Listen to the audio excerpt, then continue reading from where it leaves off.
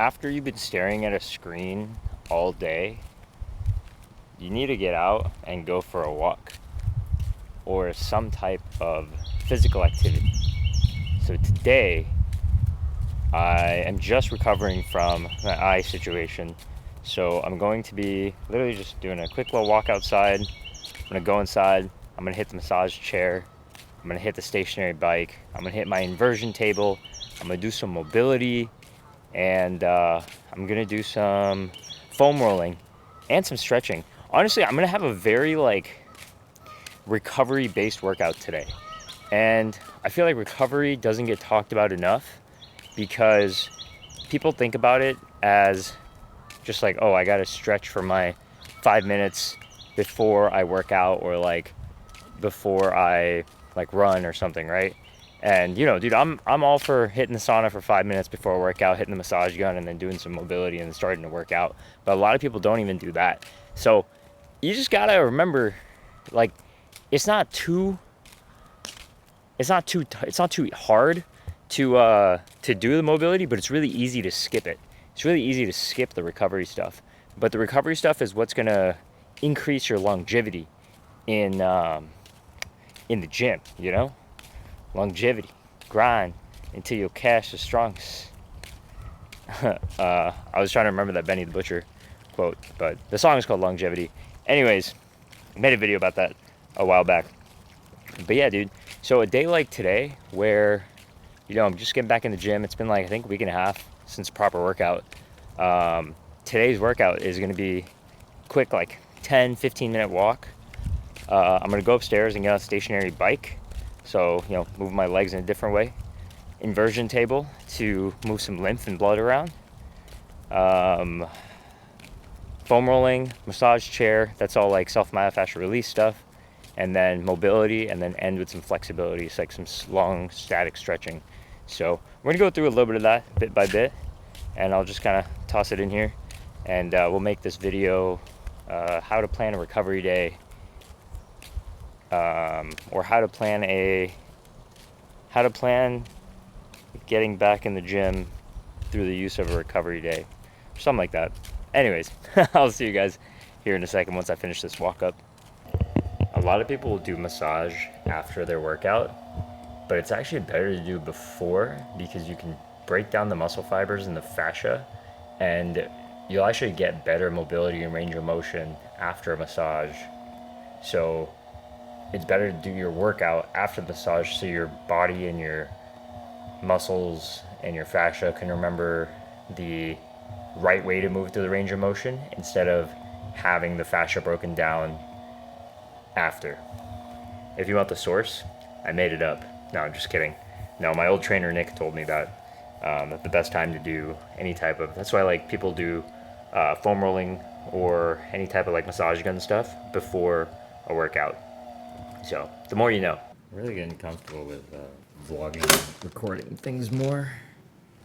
So, oh man, could have been bad. Here we go. All right, we locked in right here. Boom. Let's go. Alright, now we're on the inversion table. Slow and steadily just lean back. Nice and easy. Ooh. Let me grab this bar. Okay.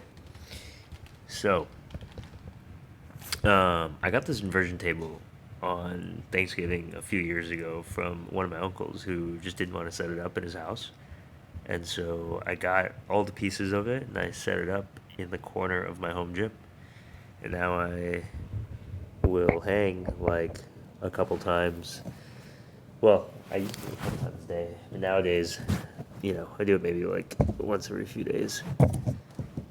Oh, really good for decompressing your spine. The only thing is if you haven't leaned back in a while and just hung backwards, it just takes some getting used to, because all the blood does rush to your head. But with that, all the lymph does too, and the lymph system is kind of helps with your immunity and all that.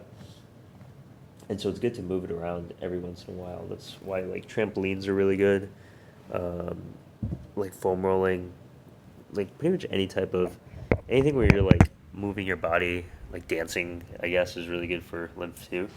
Um, yeah, I guess that is one thing to think about, right? Like, how often do dancers get sick? All right, here we go. Whew. All right, feeling pretty good.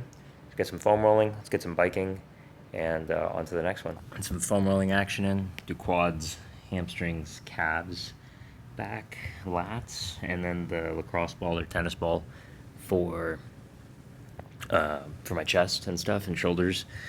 But yeah, man, foam rolling super underrated. Very like literally just like 10 rolls back and forth on each muscle group, and then like sometimes you can go even longer. I mean, sometimes I'll get out here and I'll just like foam roll for like 15 minutes because my IT bands are super tight.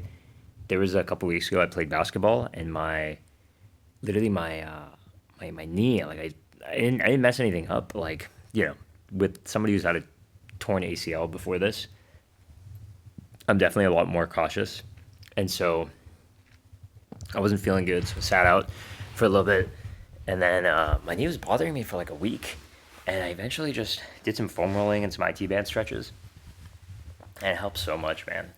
So yeah, that's what we're doing right now, getting some hamstring work in, and then we'll swap. Um, Really tough to do this with one hand, so I'm gonna put my hand down and stop recording. But yeah, dude, I would say if you're not foam rolling, I feel like you're leaving a lot of, and I'm not even saying you're leaving gains on the table, you're just leaving like a lot of pain on the table. You're leaving pain relief on the table, however you want to word that. But there's a lot of times people experience like pain in their muscles and their joints, etc., because they don't do all this recovery stuff. Even me, even like I do it. I feel like I half-ass it these days, but even half-assing recovery stuff is better than not assing recovery stuff at all. So there's that. Also, this is probably the first like YouTube video where somebody is actually doing all this stuff and like they're recording themselves like this. Actually, it's not the first because I've literally done this to myself before. Like I've recorded my own self foam rolling while I'm foam rolling. So yeah.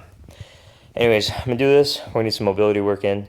But I guess biggest takeaway from this video is just do recovery work and make sure that you, whatever it is that like body wise that you're going through, just do something. Like half-assing a recovery routine is better than not doing one at all. So I think that works for like everything. If you're like no assing something, bro, that'd be such a fire video. Okay, you know what? I'm gonna save that concept for my next video. Why half-assing something is better than not assing something at all. Banger title. Peace.